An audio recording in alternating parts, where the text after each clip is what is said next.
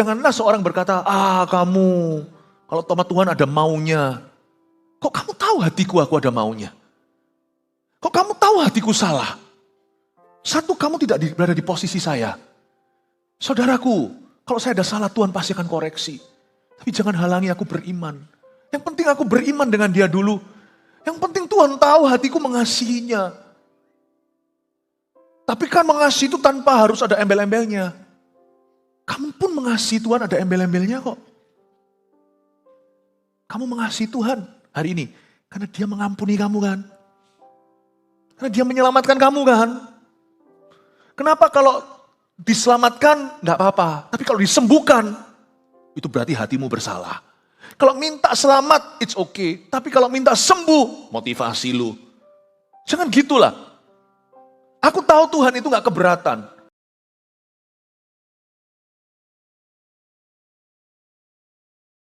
Mari kita sama-sama berdoa. Tuhan Yesus, kami bersyukur Engkau datang ke dunia ini.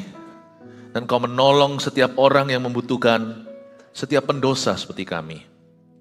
Terus terang kami ini lemah, banyak kekurangan. Bahkan setelah kami diselamatkan, kami masih perlu belajar banyak. Hari ini lewat drama yang diangkat, kami mau mengerti lebih lagi bagaimana caranya kami bisa beriman kepada Tuhan. Iman seperti apa yang Dikau pandang. Tolong kami Tuhan, pergumulan kami tidak sedikit tapi banyak. Kami percaya Tuhan Yesus akan mendewasakan iman kami. Di kebaktian sekarang ini, berikan pada kami pengajaran yang mudah untuk kami bisa mengerti dan aplikasi. Beri hamba-Mu kemampuan untuk bisa menjabarkan, menjelaskan dalam semua kekurangan dan kelemahan hamba. Sembunyikan di balik salib-Mu Tuhan Yesus, biar Engkau yang berbicara. Dalam nama Yesus, haleluya, amin. Puji Tuhan, God bless you. Tuhan tuh cinta setiap manusia, orang berdosa seperti kita, orang sakit, orang jahat, orang baik. God loves every one of us. Jesus loves you. Yesus mengasihimu. Itu pesan Natal. Dia datang ke dunia untuk menjangkau kita. Kalau agama kan menjangkau Allah. Allah yang menjangkau kita. Kita bisa mengasihi Tuhan karena Tuhan sudah terlebih dulu mengasihi kita. Kita hari ini bisa minta ampun kalau kita salah itu karena Tuhan sudah memberi kita roh pertobatan. Saya bersyukur loh punya Tuhan yang tidak susah untuk dicari. Namun demikian kita tetap perlu belajar bagaimana beriman karena bahasa kasih Tuhan itu iman. Bagaimana kita bisa mengasihi Tuhan kalau kita nggak percaya sama Dia? Where there is no trust, there is no true love. Samalah, suami istri aja nggak bisa sungguh-sungguh saling mencintai kalau saling curiga. Sama Tuhan itu jangan taruh curiga. Tuhan tuh baiknya luar biasa. Pakai bahasa manusia yang baiknya setengah mati. Nah saya nggak pas pakai kata kalimat itu, tetapi ya itu yang biasanya kita lebih mengerti. Itu orang baiknya setengah mati. Tuhan itu lebih dari itu. Jesus is so good. Kapan sih kita sempurna? Kita nggak akan pernah sempurna. Yet He loves us.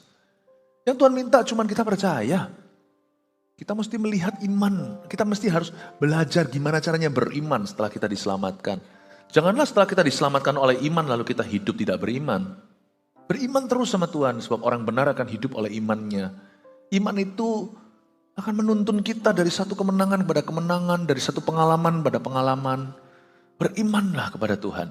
Mari kita lihat bagaimana caranya kita beriman. Buka bersama dengan saya cerita drama ini di Markus 2 ayat 1 sampai 12. Saya baca ayat 1 demikian bunyinya. Kemudian sesudah lewat beberapa hari, waktu Yesus datang lagi ke Kapernaum, tersiarlah kabar bahwa ia ada di rumah.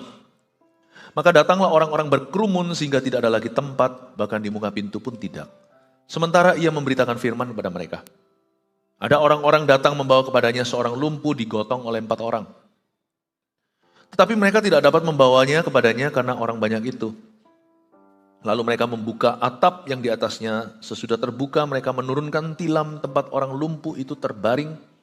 Ketika Yesus melihat iman mereka, berkatalah ia kepada orang lumpuh itu, "Hai anakku, dosamu sudah diampuni." Tetapi di situ ada juga duduk beberapa ahli Taurat. Mereka berpikir dalam hatinya, mengapa orang ini berkata begitu? Ia menghujat Allah. Siapa yang dapat mengampuni dosa selain daripada Allah sendiri? Tapi Yesus segera mengetahui dalam hatinya bahwa mereka berpikir demikian. Lalu ia berkata kepada mereka, "Mengapa kamu berpikir begitu dalam hatimu? Manakah lebih mudah mengatakan kepada orang lumpuh ini, dosamu sudah diampuni, atau mengatakan, bangunlah, angkatlah tilammu, dan berjalan. Tetapi supaya kamu tahu bahwa di dunia ini anak manusia berkuasa mengampuni dosa, berkatalah ia kepada orang lumpuh itu, kepadamu kukatakan, bangunlah, angkatlah tempat tidurmu, dan pulanglah ke rumahmu. Dan orang itu pun bangun, segera mengangkat tempat tidurnya dan pergi keluar di hadapan orang-orang itu, sehingga mereka semua takjub lalu memuliakan Allah, katanya, yang begini belum pernah kita lihat. Saya mau ajak Anda lewat cerita ini untuk melihat bagaimana caranya mereka beriman, yaitu orang berempat. Gimana caranya mereka, how to have faith in God. Mitos atau kesalahpahaman besar tentang iman adalah iman itu mesti besar. Enggak sih. Iman enggak mesti besar, iman mesti fokus, malah justru iman itu sempit. Kalau iman kita luas, apa aja, percaya apa saja, itu berharap, itu pengharapan. Iman itu mesti tahu apa yang kau imani. Karena itu iman itu mesti spesifik.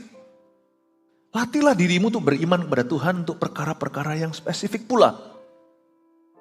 Beritahu sama Tuhan apa yang kau perlukan.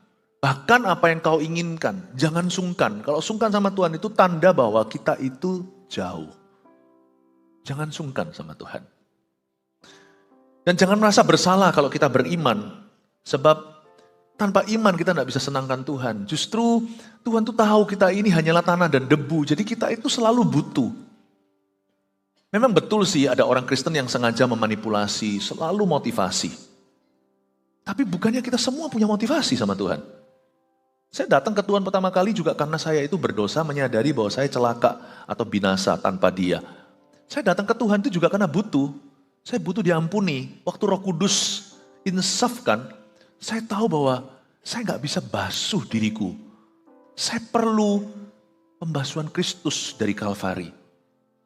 Jadi boleh nggak punya motivasi sama Tuhan? Malah bukan hanya motivasi, datanglah dengan ekspektasi. Keempat orang itu jelas-jelas berharap sesuatu sebelum dia tiba di rumah itu. Tentunya waktu mereka datang mereka terkejut, ternyata tempatnya penuh.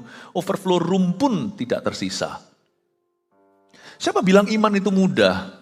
Iman itu banyak rintangannya. Kita di sini punya kebutuhan dan yang kita imani di situ. Antara sini dan situ itu ada banyak rintangan. Kita tahu beriman sama Tuhan itu susah-susah gampang. Gampang karena kita tinggal percaya. Semua nanti Allah yang bekerja. Memang kita diminta kerjasama, tentunya juga ada peran kita. Tapi peran kita gak seberapa. Karena waktu diberikan itu semua kasih karunia alias anugerah. Namun jangan lupa, waktu kita beriman sama Tuhan, janganlah hidupmu berlawanan. Abram ketika beriman, dia ganti namanya menjadi Abraham. Bagi kita orang Indonesia beda 11-12. Tapi bagi orang Yahudi yang bicara bahasa Ibrani, tambah kata H itu sudah beda artinya. Abram hidup seolah-olah dia punya banyak anak. Bahkan dia minta disebut bapak segala bangsa. Memang iman itu pasti akan mentransformasi kehidupan orang yang mengimani. Yang pertama diubah oleh iman kita adalah kitanya yang beriman kepada Tuhan. Sebelum perkara-perkara baru terjadi, sebelum mujizat diberi, kita yang beriman itu pasti akan mengalami renovasi lifestyle. Gak mungkin orang yang percaya akan dipakai Tuhan, dia akan hidup asal-asalan. Gak mungkin orang yang yakin bahwa dia berharga akan sia-siakan hidupnya. Gak mungkin orang yang percaya suatu hari dia akan sukses lalu dia malas-malasan. Iman itu susah-susah gampang. Susahnya di mana? Yaitu pasti hidup kita akan mengalami renovation dari Tuhan. Pasti dibongkar bangkirkan. Tapi waktu mujizat terjadi itu semuanya kasih karunia Allah. Gak ada satu tetes iota pun itu karena usahamu. Nah tapi kalau kita beriman sama Tuhan itu yang sungguh-sungguh. Jangan asal-asalan. Banyak orang Kristen itu setelah doa dia lupa apa yang dia doakan. Lalu kena rintangan udah langsung menyerah gitu. Ada orang yang sudah kena suatu rintangan misalnya sudah langsung berkata itu bukan kehendak Tuhan. Lalu mau atau enggak? Sedangkan kalau kita pacaran aja misalnya. Ya, kalau ada badai taufan pun peduli amat. Kalau sudah waktunya apel tetap tiba. Kuyup pun di situ. Gak ada berkata kehendak Tuhan atau tidak. Kalau ada maunya kejar sampai tuntas namanya totalitas. Tapi kalau ke gereja misalnya, Pak, misalnya hujan, sudahlah hujan bukan kehendak Tuhan hari ini aku beribadah. Loh kok gitu? Berapa banyak orang mengusahakan sesuatu lalu habis itu ada rintangan nih misalnya dalam dunia pekerjaan, bisnis misalnya ada suatu problema, ada suatu difficulty atau suatu kesulitan. Padahal tingkat kesulitannya belum notok-notok banget, masih segitu. Langsung berkata, ya mungkin ini bukanlah kehendak Tuhan dalam hidup saya. Kok gampang menyerah ya? Jadi dari awal itu dulu berarti coba-coba dong. You're not serious with what you want. Lain cerita kalau kita mau sesuatu yang salah, sesuatu yang melanggar firman Allah, sesuatu yang dosa, kita terjang. Nah itu berarti sinyal dari Tuhan. Saya juga pernah, tahun 94 saya baru 2 tahun di sekolah Alkitab, saya goyah dengan panggilan saya. Lalu saya mulai berniat meninggalkan Tuhan kayak Yunus gitu. Aduh hari itu, minggu itu saya selalu ngalami sesuatu. Saya pergi kemanapun, kemanakah aku dapat menjauhi romo Tuhan. Kesana ketemu orang gereja, ke situ ketemu orang gereja. Kalau di GMS jumlah jemaatnya begitu banyak ribuan, nah itu mungkin lebih lumrah. Saya dulu berada di Kanada, jemaatnya cuma gak sampai 150 kali. Masa mungkin saya pergi ke tempat jauh situ ketemu jemaat. Situ ketemu saudara seiman. Situ ketemu kakak rohani. Kemana gua lari? Itu tanda lah dari Tuhan, jangan lari. Saya tetap lari. Minggu itu 2 mobil yang kami punya dimalingi. Harusnya saya sadar-sadar dah. Saya ini sedang menentang arus. Bukan menentang arus untuk ikut Yesus, menentang arus untuk lari dari Yesus. Nah yang kayak gitu, kalau kita melakukan sesuatu yang salah, minta sesuatu yang gak benar, Tuhan halangi, ya kita yang peka lah, yang tahu diri. Tuhan sedang memberi pesan, bahkan peringatan. Tapi kalau yang kita minta, yang kita imani itu sesuatu yang tidak melanggar firman. Sesuatu yang menjadi janji Tuhan dalam hidup kita. Apalagi kita merasa pernah menerima janji itu dan kita sudah catat dalam agenda. Kita pernah tuliskan, kita klaimkan, lalu terjadi tantangan di depan. Jangan menyerah. Jangan berkata, mungkin bukan kehendak Tuhan. Loh, dulu waktu doa kok ragu loh. Jangan mendua hati. Orang yang mendua hati kata Yakobus gak akan terima apa-apa. Jangan double pikiran. Ya, it's okay. Anak kecil ya yang nangis ya. Gak apa-apa. Puji Tuhan, gak apa-apa. Perhatikan saya, gak apa-apa. Menangis itu normal. Ya? Kalau kita merasakan ada sesuatu yang kita selama ini harap-harapkan, meskipun belum kelihatan. Iman itu kan bukti segala sesuatu yang tidak kita lihat. Dasar segala sesuatu yang kita harapkan. Kalau Anda beriman untuk keselamatan anggota keluargamu, tapi dia semakin menyembah berhala, dan dia semakin mengumpat Tuhan, jangan berkata, susah. Dalam bekerja, Anda sungguh-sungguh mau meraih janji. Anda percaya pekerjaanmu adalah pelayananmu, bisnismu adalah tanah kanaanmu, lalu sekarang mulai sepi, lalu ada peraturan di Indonesia yang berubah. Jangan langsung berkata, Tuhan, di mana Engkau? Jangan. Iman tuh jangan takut sama rintangan. Seperti orang pacaran tadi itu. Kita pasti akan tempuh. Di mana kita ada mau. Iman itu mesti gigih. Kalau enggak itu namanya bukan iman. Iman itu penuh resiko. Kalau enggak ada resikonya itu bukan iman. Namanya coba-coba. When you have faith in God, stay faithful to your faith. Waktu Anda beriman pada Tuhan, setialah pada pengakuan imanmu. Jangan kau lepaskan, di kitab Ibrani katakan, sebab upahnya besar. Saya mendingan beriman dalam hidup ini, mati dalam iman saya, daripada saya mati, tidak imani apa-apa lagi, karena saya sering dikecewakan. Siapa bilang iman itu tidak ada unsur kecewanya? Orang yang beriman tahu dia berkali-kali dikecewakan. Justru yang membuat iman itu iman adalah setelah dikecewakan dia tetap beriman. Nah itu iman, paham maksud saya. Iman itu bukan feeling, nothing more than feeling. Iman itu gak ada hubungannya sama feeling atau perasaan. Iman itu tekad hati secara sadar, consciously, aku tahu janji Tuhan dalam hidupku dan aku percaya this is mine. Ini bukan serakah ya, minta sesuatu. Bukan, this is mine. Kayak Abraham berkata, aku tahu aku akan menjadi bapak. bangsa-bangsa, mandul dia. Istrinya juga double mandul. Dua-dua sudah umur, sudah 90, mau cepek lagi, mau 100. Tapi kalau Tuhan berkata, dia akan menjadi bapa segala bangsa-bangsa, raja-raja dari keturunannya, bahkan nanti Mesias. Dan stay faithful to your faith. Jangan melihat keadaanmu di sekelilingmu. Faith is for the strong-hearted. Iman adalah untuk orang-orang yang hatinya kuat.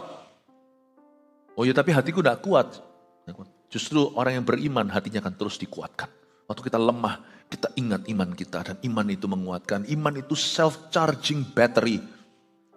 Iman itu baterai yang nge-charge sendiri. Lucu jam tangan itu. Jam tangan yang bukan pakai baterai. Mungkin yang dibikin sama ahli. Ya kan, jam tangan yang berkualitas. Digoyang-goyangkan, hidup lagi dia. Nggak dipakai 3 hari, lelet sudah. Aneh ya. Di dalamnya nggak ada mesin apa-apa. By movement you see. Dengan gerak tangan. Maka jarumnya akan bergerak lagi. Saudara tahu nggak, iman itu kayak gitu di dalam diri kita waktu kita lahir baru. Roh kita tuh dihidupkan, di situ tinggal iman.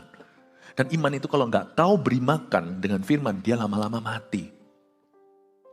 Iman itu di-charge lagi when you move. Waktu ada movement, maka mulai bergeraklah jarum jam imanmu itu. Saya ingin untuk membawa Anda melihat beberapa hal-hal ini. Tentang Yesus melihat iman mereka. Apa sih yang Yesus lihat pada mereka orang berempat? Ayat 1, kemudian sesudah lewat beberapa hari, waktu Yesus datang lagi ke Kapernaum, tersiarlah kabar bahwa ia ada di rumah. Yesus pulang. Dia pulang setelah mission trip, dia istirahat. Tapi bukannya istirahat yang dia lihat. Waktu dia sampai tiba di rumah kontrakannya, ayat 2, orang-orang udah nunggu Yesus di situ. Tuhan Yesus tuh kasihan sebenarnya secara manusia. Dia tuh lelah, tapi nggak letih lesu. Lelah itu tubuh, letih lesu itu adalah spiritnya. Yesus tidak pernah letih lesu. Malah Yesus suruh kita yang letih lesu berbeban berat datang kepadanya. Tapi Yesus itu lelah. Kayaknya nggak bisa bayangkan capeknya seperti apa. Yesus pada waktu itu umur 30-an sekian.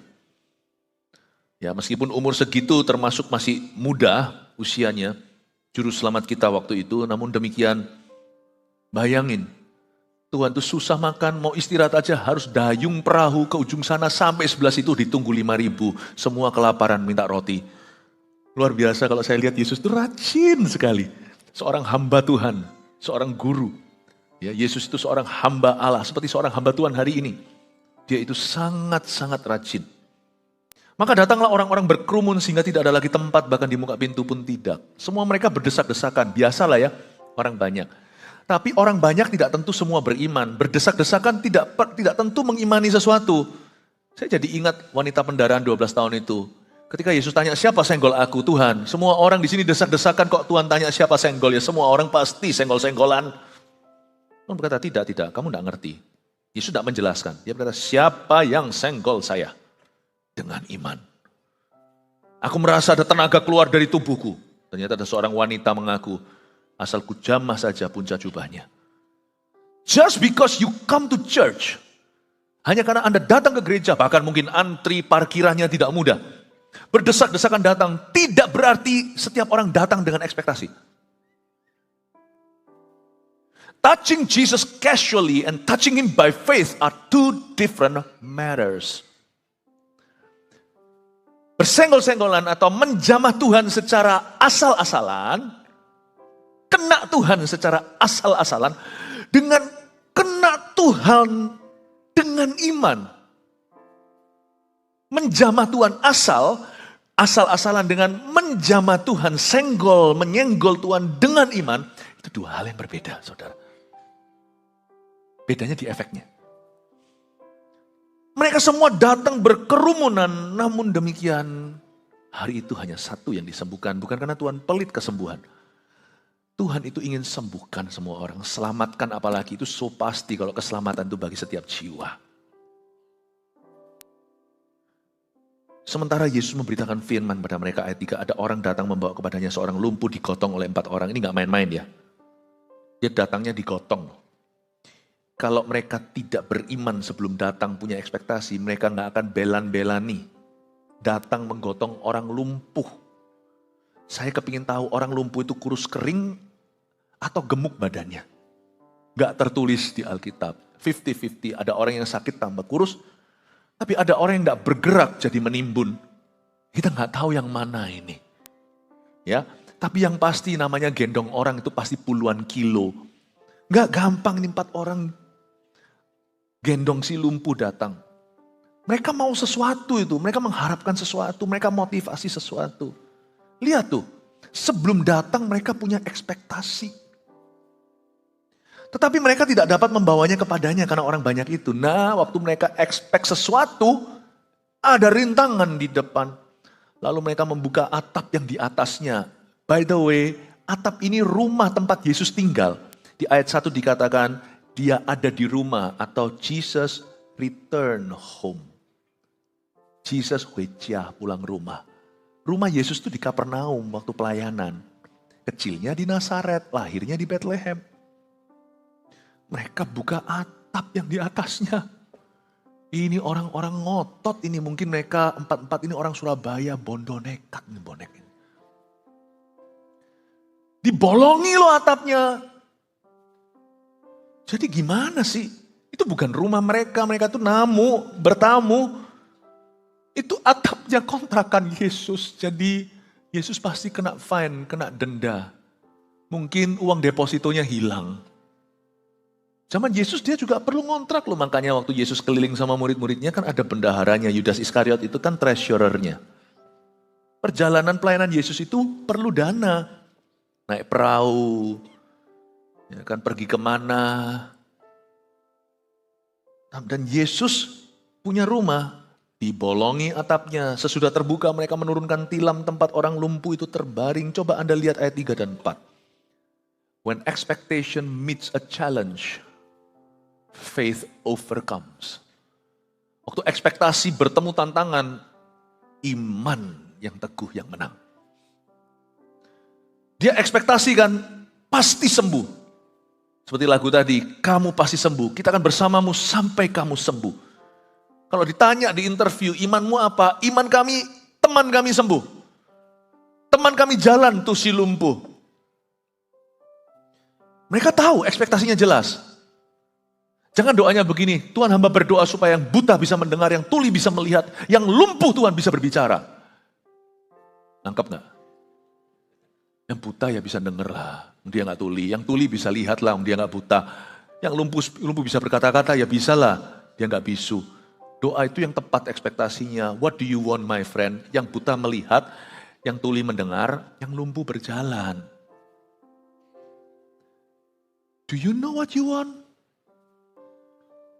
Banyak iman itu gagal bukan karena kepada siapa kita beriman dia gagal.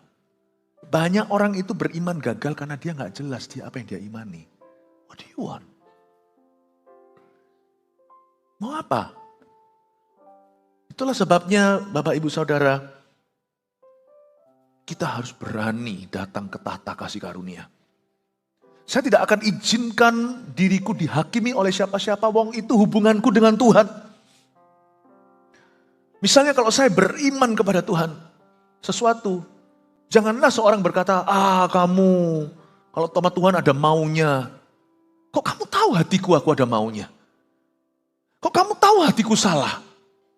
Satu, kamu tidak berada di posisi saya. Saudaraku, kalau saya ada salah Tuhan pasti akan koreksi. Tapi jangan halangi aku beriman. Yang penting aku beriman dengan dia dulu. Yang penting Tuhan tahu hatiku mengasihinya. Tapi kan mengasihi itu tanpa harus ada embel-embelnya. Kamu pun mengasihi Tuhan ada embel-embelnya kok. Kamu mengasihi Tuhan hari ini. Karena dia mengampuni kamu kan. Karena dia menyelamatkan kamu kan. Kenapa kalau diselamatkan gak apa-apa. Tapi kalau disembuhkan, itu berarti hatimu bersalah. Kalau minta selamat, it's okay. Tapi kalau minta sembuh, motivasi lu. Jangan gitulah. Aku tahu Tuhan itu gak keberatan. Mana lebih mudah? Berkata, kau ku ampuni dosa. Atau angkatlah tilam dan berjalan. It's the same God. Allah yang sama yang memberi pengampunan dosa, Allah yang sama memberi kita kesembuhan ilahi. Allah yang sama memberi keluarga yang gak mampu kemampuan untuk bayar tagihan. Allah yang sama juga yang membuat orang sakit parah tiba-tiba sembuh.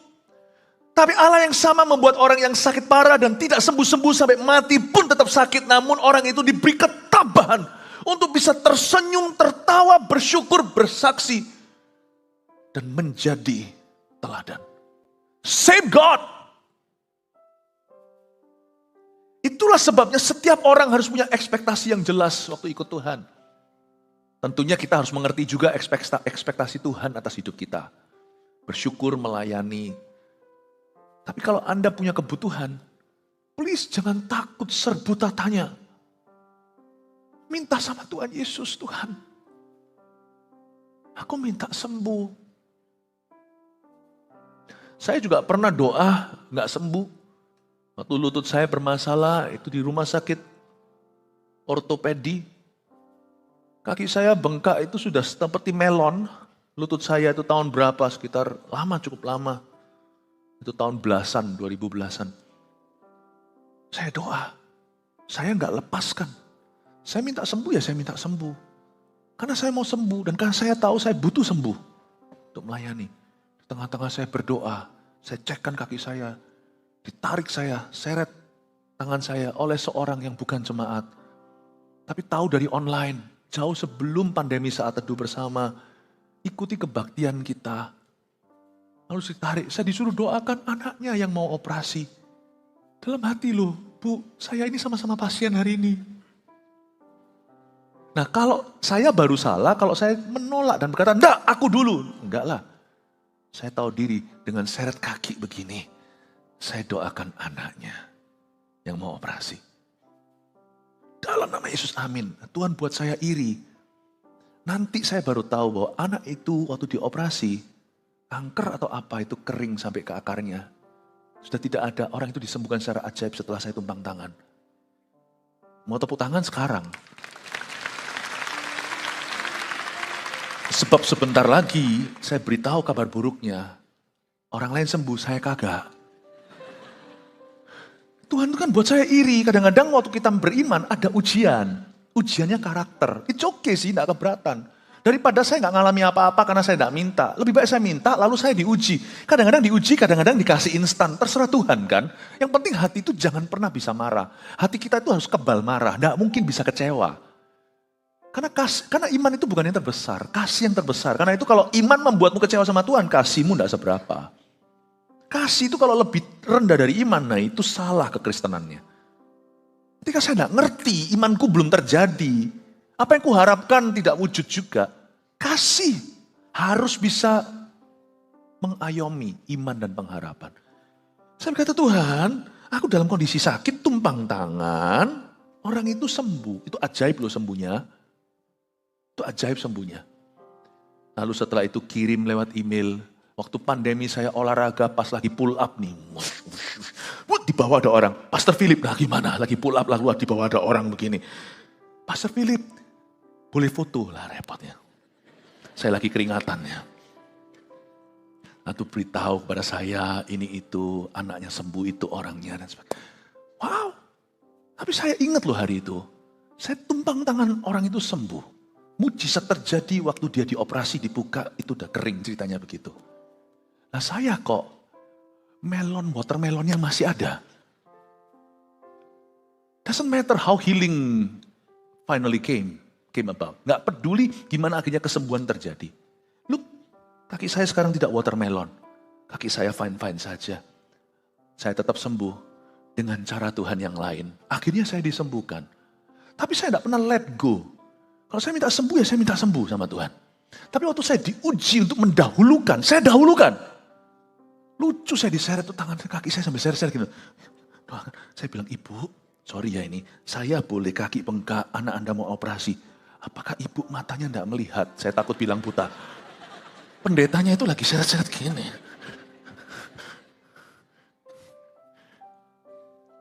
Waktu kau diuji, imanmu belum terjadi. Jangan ada Hagar. Setia. If you are faithful to your faith, nothing happens than faithful to your God in whom you have faith. Saya ulang ya, ini mungkin butuh cerna sedikit. Kalau Anda beriman sesuatu belum terjadi, dan kalau Anda setia pada imanmu itu, lalu nggak terjadi apa-apa, setialah kepada Allah, yaitu Allah kepada siapa Anda beriman. Kalau Anda setia pada iman nggak terjadi apa-apa, setialah pada Allah yang kau imani itu. Stay faithful to your God. When God has taught you apa yang Allah sudah ajarkan kepadamu, belajar cari kerajaan Allah dulu, kebenarannya. Kalau itu berarti Anda harus menyisihkan kepentinganmu. Kalau Tuhan mengujimu dan luluslah. Amin Bapak Ibu Saudara. Anda imani apa? Seorang istri mengimani suaminya supaya dia terima Tuhan. Dan sampai sebelum dia terima Tuhan, jaga hati. Jangan ikut rusak. Jangan balas kejahatan dengan kejahatan. Kalau imanmu belum diwujudkan, belum kau lihat hasilnya, setialah kepada Tuhan yang mendengarkan imanmu, yang menerima imanmu itu. Saya belajar bahwa 4 orang ini bertekad. Bukan hanya bertekad, tapi bertekad bulat. Dia gotong temannya, karena dia tahu Yesus kepada siapa mereka itu datang, bawa rekan mereka yang lumpuh. Yesus itu mampu. Dan mereka tahu sebelum mereka pergi dan berangkat dari rumah si lumpuh, bahwa Yesus mau. Cukup bahaya loh, cukup resiko loh. Kalau pas dia turunkan, Yesus marah. Kenapa kau lubangi rumah kontrakanku? Kalau Tuhan semprot mereka kan bukan murid Yesus. Siapa tahu Tuhan Yesus itu tipe rabi-rabi zaman dulu itu kan banyak rabi yang angkuh, senggol bacok namanya. Lubangi, dimarahi, disemprot, disu atau dituntut di pengadilan. Kita nggak tahu kan, karena mereka berempat ini juga bukan murid Yesus 12, bukan murid Yesus 70. Mereka ambil resikonya besar. Belum lagi resiko fisik menurunkan dengan tilamnya. Itu kalau nggak kuat gimana? Kalau jebol seperti apa? Belum lagi kalau dia tengah-tengah, terus resiko terbesar orang beriman adalah kalau imanku nggak kejadian. Banyak orang takut mendoakan orang sakit karena kalau nggak sembuh gimana? Banyak orang takut berdoa untuk mujizat karena dia takut kecewa. Tapi yang namanya beriman itu selalu datang dengan segala resiko. Kalau Anda lihat di dictionary atau di kamus bahasa Indonesia yang baku, iman itu begini ejaannya, I-M-A-N. Tapi di dalam Alkitab dari Kejadian sampai Wahyu ejaannya beda. Iman itu ejaannya R-E-S-I-K-O. Resiko. Kalau nggak resiko namanya bukan iman. Jangan takut ambil resiko. Saya mendingan ambil resikonya iman daripada resiko nggak beriman. Kalau orang tanya sama saya, Pastor Philip, berapa kali kau dikecewakan? Berkali-kali, bukan cuma dikecewakan orang, kalau itu sih semua kita. Berapa kali saya beriman sesuatu, mengharap sesuatu belum terjadi. Berapa kali saya dikecewakan, bolak-balik. Tetapi disitulah iman. Orang benar akan hidup oleh percayanya. Banyak orang Kristen hari ini, anak-anak Tuhan, sudah tidak pernah lagi, sudah malas beriman. Karena yang mereka imani gak terjadi-jadi. No, jangan. Saya share kemarin pada iman itu punya cara indah untuk digenapi. Kemarin waktu di Jakarta, saya Natalan awal bulan, itu saya ceritakan. Suatu kesaksian saya beritahukan, saya ceritakan di sini aja. Ini saya melayani seorang jemaat yang sudah sekarat. Kita doa dan dia gak sembuh. Setelah gitu saya sebagai gembalanya, saya ayomi dia dan tenangkan. Waktu nyanyi, nyembah, doa, saya ajak di telepon untuk berdoa. Saya nyanyi lagu. Tuhan Yesus Juru Selamat kami ini milik-Mu. Bahkan saya nyanyi lagu itu, Engkau Gembala, sekalipun ku berjalan dalam lembah kelam, ku tidak takut sebab Kau besertaku. Saya merasakan damai 1 minggu sebelum beliau, nggak sampai seminggu sebelum beliau meninggal dunia. Setelah nyanyi sebentar begitu, saya rasa damai. Tiba-tiba damai itu terganggu. Kan orang kalau berdoa itu bisa merasa ya, belajar peka. Ada sesuatu yang mengganggu. Saya berdoa sebelah sisi sana itu rasanya ada damai yang terganggu. Saya tanya ada apa? Dia berkata, saudaraku masih mengeraskan hati, saya ajak berkali-kali terima Tuhan. Dia nggak mau. Tiba-tiba saya dapat hikmat beritahu, pegang imanmu bu, pegang imanmu. Iman itu jangan kau lepaskan. Dalam hati saya nggak ngomong karena dia sekarat. Sampai kuburan. Tapi di dalam hati saya berkata, jangan lepaskan sampai mati. Habil itu darahnya teriak dari tanah. Kalau nggak digenapi di masa hidupmu itu bisa digenapi setelah kau tiada. Iman itu warisan. Iman itu legacy. Kalau percaya sama Tuhan itu jangan percaya, nggak jadi ya sudah. Iman tuh nggak kenal yang namanya ya wis lah, itu nggak ada. Iman tuh tekad bulat. Dan saya beritahu jangan khawatir. Tuhan tidak pernah mengecewakan. Dengan itu dia tenang lagi. Berapa hari kemudian dia meninggal. Hari meninggal, saya tutup petinya. Karena ini jemaat yang juga kenal secara dekat. Waktu tutup peti itu, saya cuma sharekan bahwa wish terakhirnya adalah saudaranya terima Tuhan. Saudaranya ada di sana, bahkan saya tidak tahu saudaranya yang mana. Tapi saya khotbah itu selalu menghadap ke orang itu, terus orang itu. Saya nggak tahu dia itu siapa. Saya bukan tipe pengkhotbah yang menyindir orang. Saya lihat terus, ternyata saya baru tahu itu saudaranya. Peti sudah ditutup, usai ibadah. Tiba-tiba kami digerakkan dan saya tanya, mau terima Tuhan nggak? Nangis langsung terima Yesus. Dan sudah dibaptis dan sudah terima Tuhan hari ini. Tapi yang bersangkutan sudah di sorga, nggak melihat itu. Nanti suatu hari, waktu di sorga, waktu mereka ketemu, kamu di sini adekku. Nanti akan menjadi kejutan yang indah. You see, her faith was an answer when she was alive. Imannya tidak dijawab ketika dia masih hidup atau dalam kehidupannya. Imannya dijawab setelah dia mati. Saya yang beruntung karena saya yang hidup menyaksikan itu. Saya pun belajar untuk hidup saya. Saya ngomong sama diri sendiri, Philip, jangan pernah lepaskan imanmu asal imanmu itu indah dan alkitabiah.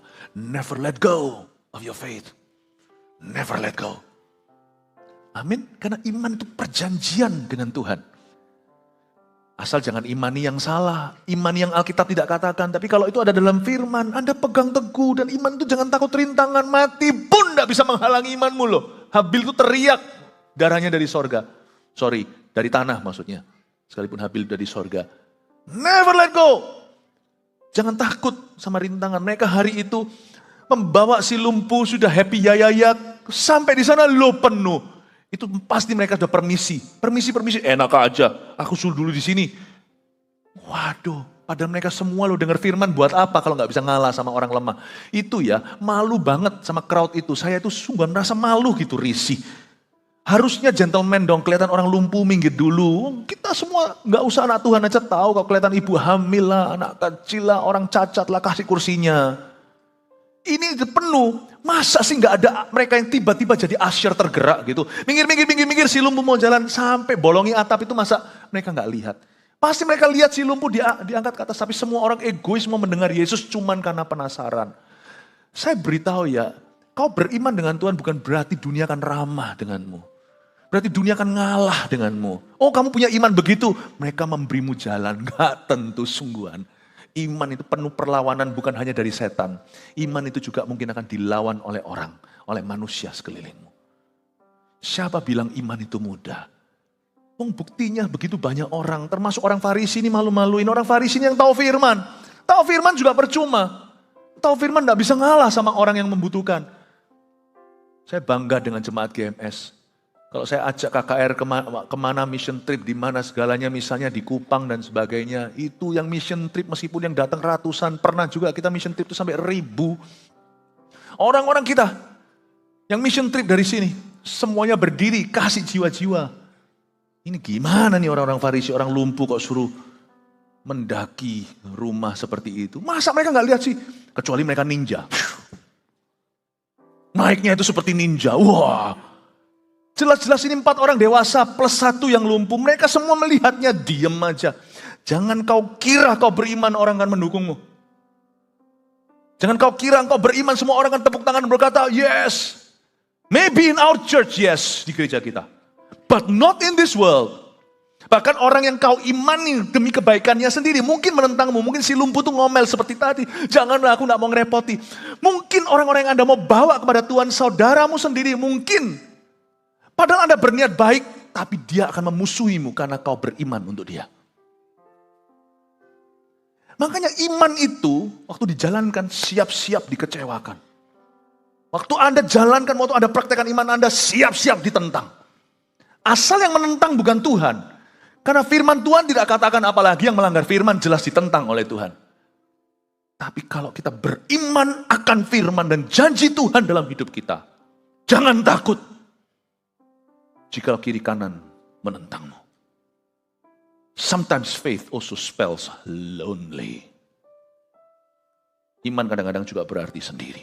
Sendiri di sini bukan berarti nggak ada saudara seiman. Enggak lah, kita nggak pernah sungguhan sendirian. Dalam Tuhan selalu kita beroleh teman. Dan saya bersyukur gereja kita punya culture yang berbeda. Jemaat kita ini lebih punya sifat seperti si orang berempat tadi itu. 4 orang yang menggotongnya. Gereja nggak sempurna lah, gereja kita juga banyak sekali kurangnya. Jemaat juga masih bertumbuh, ada juga yang belum dewasa. Tapi overall kalau saya bicara secara garis besarnya. Semua orang di gereja ini mendukung pertumbuhanmu. Tidak ada satupun yang merintangimu. You are in the right church, Anda berada di gereja yang tepat. Anda akan bertumbuh di sini sebab kami semua mendukungmu. Kasih tepuk tangan Tuhan. Nggak ada kan di gereja kita kalau orang beriman tuh sembuh, janganlah. Atau orang beriman tuh keluarganya mau percaya, malah justru orang-orang kita itu yang suka dorong. Ayo CG, ayo bersekutu dengan Tuhan, ayo jangkau jiwa. Bukan kita itu haus angka. Sebab gereja ini sudah dilatih, sudah dididik demikian rupa. Kami menginginkan seluruh keluarga Anda diselamatkan. Jadi please jangan salah arti ya, jangan salah tafsir. Kalau ada teman-teman yang agresif ajak Anda melayani segalanya itu bukan karena apa. Itu karena cinta sebenarnya hatinya. Ya, di gereja ini bukan cuma 4 orang yang menggotongmu. Di sini ada puluhan ribu yang menggotongmu. Bapak Ibu Saudara, iman itu lonely. Tapi sekalipun di sini keras-kesannya ribuan, lebih banyak di luar sana orang-orang yang tidak mendukungmu untuk beriman pada Tuhan. Kalau Anda percaya sama Tuhan Yesus, jangan takut ditentang. Orang beriman yang salah itu gini, waktu dia ditentang dia kepahitan. Loh, iman tuh gak bisa jadi kepahitan tuh gak bisa. Makanya iman tidak boleh coba-coba. Kalau Allah berjanji dalam hidupmu, itu Kanaanmu. Berdiri teguh. Nothing should take that away from you. Gak ada yang bisa mengambil itu daripadamu. Waktu saya baca ini, luar biasa. Ternyata mereka tanpa menyerah, pantang menyerah. Mereka menurunkan tilam itu, tempat orang lumpuh itu berbaring. Karena mereka yakin bahwa Tuhan akan memandang iman mereka. Kalimat yang menjadi kalimat inti di sini adalah ayat 5. Ketika Yesus melihat iman mereka. Ketika Yesus melihat iman mereka, Yesus berkata kepada orang lumpuh itu, anakku, dosamu diampuni. Berjalanlah. Yesus lihat iman mereka.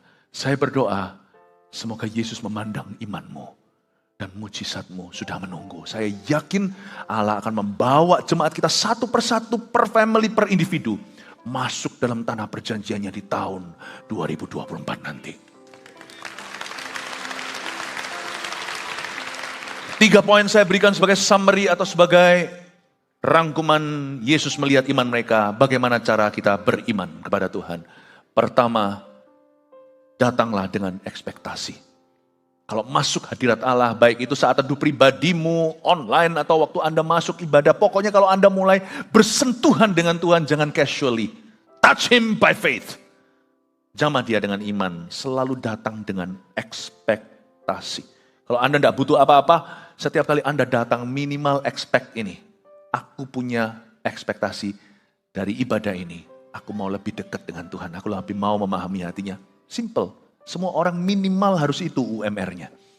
Tapi beberapa orang ada kebutuhan di sini. Yakin dong. 2-3 orang berkumpul dalam nama Yesus. Minta apa saja kepada Bapa. Aku akan mengabulkan kalau kau minta dalam nama aku. Harus yakin. Setiap kali datang ke gereja misalnya ibadah raya seperti itu. Harus bergairah. Wow, aku mau ketemu Yesus. Datang pun early karena kita itu sikap hati. Bukan karena pasti ada kursi. Gak ada hubungannya kok. Jam saya datang ke kebaktian itu gak ada hubungannya. Kursi hari ini gedungnya besar atau kecil. Adakah kursi? Gak ada hubungannya. Saya datang karena Tuhan, bukan karena kursinya. Makanya kalau datang itu lebih baik saat teduh pribadi dulu. 5 menit apa arti, tapi hati bisa tenang.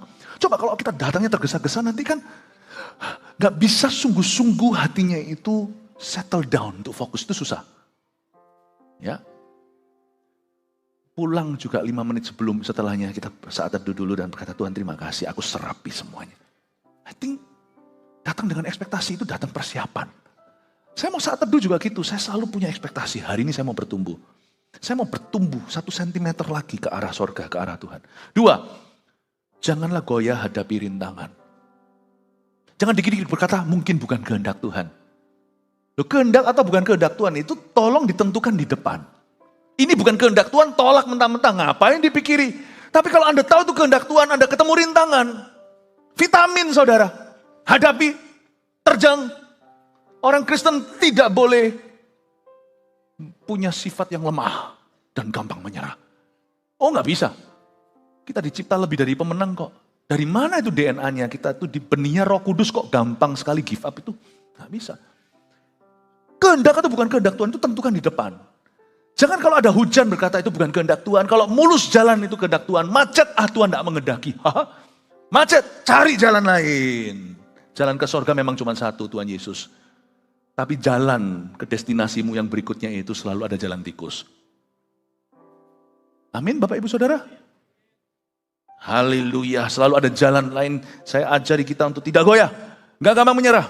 Saya beriman, saya akan sekolah beasiswa. Tidak akan repotkan papa mama. Then fight. Anak-anak muda, belajarlah sungguh-sungguh. Orang belajar 1,5 jam, 2 jam, 3 jam. Temanmu yang penuh IQ, Anda belajar 5 jam. Belajar aja kutu buku, tidak membawamu kemana-mana. Anda kenal sama siapa? Social skillmu bertambah. Kenal ini, itu. Berdoa sama Tuhan. Aku akan ketemu dengan orang yang akan menolongku untuk ketemu jalurnya aku beasiswa. Orang itu pinter ini, aku akan bangun portfolioku. Aku akan bangun profilku demikian rupa daripada cuman selfie-selfie di depan kaca WC saja. Aku akan bangun demikian rupa. Gak apa-apa, lakon menang belakang. Pokoknya kalau saya yakin, aku gak tahu apa ini kehendak Tuhan, tapi ini gak jahat. Aku minta beasiswa ya Tuhan. Aku minta. Fight. Fight. Mau buka toko, buka apa, riset dulu dong. Marketnya kira-kira seperti apa. Ini kira-kira, gimana, ini laku gak gini, jangan bang-bang tutup jendela wawah. Apa itu ya, gak tahu yang anak muda sekarang. Jangan cang panjang, yang panjang jadi. Cang kacang apa, jangan begitu. Hum pimpa, rayum gambreng. Anda survei marketnya kira-kira apa, Anda dengar-dengaran dulu, lakukan dulu due diligence-nya, artinya lakukan dulu riset-risetmu kira-kira gini-gini, setelah Anda buka, genjot marketingnya, cari jalan seperti apa, asal halal, asal benar, fight, jangan berkata, semoga berhasil, gak ada semoga berhasil, good luck gak ada di dalam kamus orang percaya. Kalau saya sudah buka, saya sudah doakan, saya sudah rundingan dengan orang-orang yang tepat. Tidak perlu dengarkan demokrasi semua orang. Tapi orang-orang yang bisa bicara dalam hidup saya buka. Saya pasti berhasil. Kalau belum berhasil, saya akan fight untuk berhasil. Nggak ada. Gereja ini juga tidak dibangun di atas dasar home pimpa. Nggak akan. 1000 gereja lokal nanti, 300 gereja 2030 tidak home pimpa. Ada yum gambreng. No. We build upon quality. We build upon service. We build upon conviction. We build upon leadership, integrity. We build upon an anointing that's unequal. Kurang urapan? Semua kita hamba Tuhan masuk doa. Saya doa 5 jam, Pastor Yu harus doa 15 jam. Nah. Maksudnya kita gak akan beralasan. Ala kadarnya. Tidak ada ala kadarnya. Grace makes us work hard. Kasih karunia tidak membuat kita malas. Kasih karunia itu akan membuat kita bekerja keras.